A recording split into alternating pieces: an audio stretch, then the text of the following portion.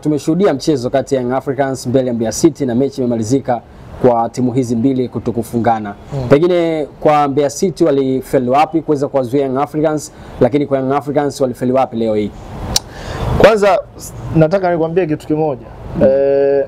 Mbeya City wamefanikiwa kwa kiasi kikubwa tofauti na Yanga. Unajua Mbeya City ameingia kama second team, ameingia kama underdog kwenye mchezo wa leo, licha ya kwamba alikuwa yupo nyumbani. Nafasi kubwa alikuwa anapewa Young Africa kwa sababu ni timu ambayo kwanza imesajili vizuri, lakini pia aina ya soka ambalo wanalicheza, watu wengi walikuwa wanaamini mwalimu Romain Folz anaenda kuendeleza ushindi kwenye michezo yake minne ya mashindano, lakini hali imekuwa ni tofauti. Nadhani leo katika siku ambazo Yanga wamecheza mpira mbovu ni kwenye mchezo wa leo dhidi ya Mbeya City. Kwenye kila sehemu walikuwa wanaharibu. Yaani ukiangalia kwenye eneo la ulinzi leo hili lilikuwa linapitika kiurahisi sana. Kwenye eneo la kiungo bado ulikuwa unaona hakuna maelewano mazuri, na unajua katika sehemu ya kiungo tunaamini kwamba ndo sehemu ambayo upishi mzuri unatengenezewa hapo wa magoli yenyewe kuweza kufunga, lakini kulikuwa hakuna maelewano mazuri. Lakini angalia kwenye eneo la ushambuliaji pia bado nafasi nyingi ambazo walikuwa wanazitengeneza, mipira mingi ambayo walikuwa wanaipiga inaenda inakuwa ni off target. Sasa maana yake ni nini? Maana yake ni kwamba klabu ya Yanga kuna sehemu wanapaswa kujitafakari. Na wanajitafakari vipi? Ni kuanzia kwenye benchi lao la ufundi.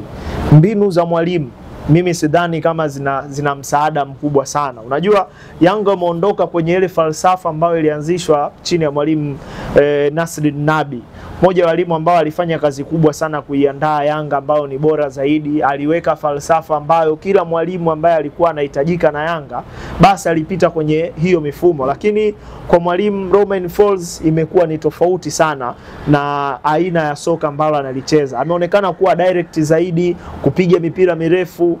Bro, huko watu wameshaondoka. Yaani kwenye kupiga mipira mirefu watu walishaondoka muda mrefu. Yaani watu wanaweka mpira chini, wanagusa moja, unatengeneza triangle kwenye kila maeneo, unaangalia space iko wapi, mtu yuko sehemu gani, timu inapata matokeo. Lakini kwa Yanga hii ukimwangalia mtu kama Pacome Zouzoua, yani unajiuliza huyu ni Pacome wa msimu wa mwaka jana ambaye alikuwa na kiwango bora sana. Tunazungumza hivyo kwa sababu kuna baadhi ya mechi tumemwona Pacome ndiye ambaye amekuwa ni msaada mkubwa sana. Yaani ile individual brilliance ndio ambayo inaibeba timu ya Yanga kuliko mbinu na falsafa za mwalimu. Leo hii watu wanatoka wanasema kwamba mwalimu anapaswa kupewa muda. Amepewa wiki 6 za kujiandaa. Mwalimu alikuwa wapi muda wote huo? Kwa hiyo kuna nyakati ambazo unaweza ukawa unaiangalia Yanga ya mbeleni, unaona ni Yanga ambayo inaenda kupata mtikisiko mkubwa sana kwa aina ya kandanda hili ambalo wanacheza. Watu wanaweza wasiangalie kwa hapa ndani, lakini wakaangalia kimataifa zaidi. Timu inacheza vipi? Kwa sababu leo hii unaenda kushiriki michuano mikubwa ya klabu bingwa barani Afrika. Unaenda kukutana na timu kama Raja Casablanca, unaenda kukutana na timu kama Mamelodi Sundowns, unaenda kukutana na timu kama Wydad. Ni timu ambazo zimeshajitengenezea ukubwa wake barani Afrika. Wewe unajitafuta kwenda kuandika historia mbele ya hizi timu. Unaenda na kikosi hiki kweli kwa aina hii ya soka ambayo wanacheza? Kwa hiyo unaweza ukasema Yanga kwa kiasi kikubwa ni kama wameanza kupoteana wao wenyewe. Yaani wao wenyewe wameanza kupoteana. Na kwa taarifa ambazo zipo, yawezekana mwalimu Romain Folz asibakie ndani ya klabu ya Yanga. Yaani hiyo ndo kitu ambacho kinaonekana kiko wazi zaidi. Unajua ameondoka kwenye ile falsafa kuu, falsafa mama ambao Yanga walikuwa wanacheza mpira mzuri wa kuvutia. Mashabiki wenyewe walikuwa wanaenjoy, magoli mengi yalikuwa yanapatikana. Kama mwalimu Romain Folz angekuwa ni mtu ambaye anacheza mpira wa direct zaidi, magoli yanapatikana mengi, basi lingekuwa jambo zuri, lakini soka ambalo analicheza limeonekana kuwa bovu sana kwa mashabiki. Tukiona kwenye mchezo wa leo, coach alifanya mabadiliko mengi sana. Celestia aliingia uwanjani, baadaye aliingia Dube, Pacome alianza. Ni kama bado hana kikosi cha kwanza Romain Folz mpaka mechi takriban ya 3 inaenda kwenye ligi kuu.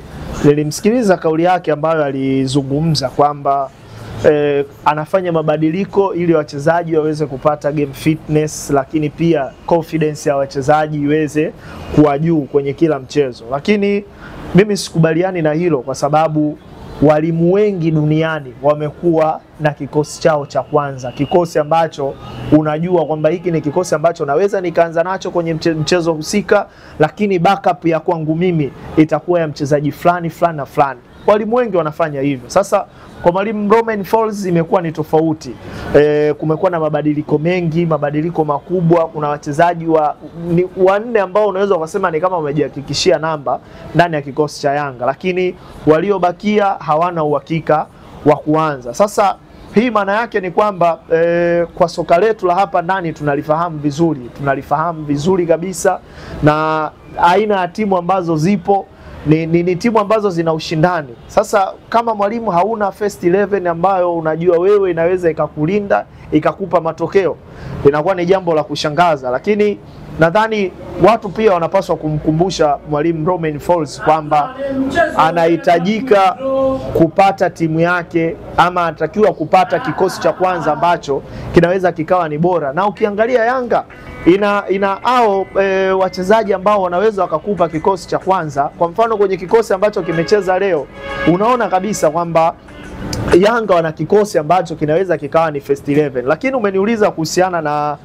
Celestine Ekwa.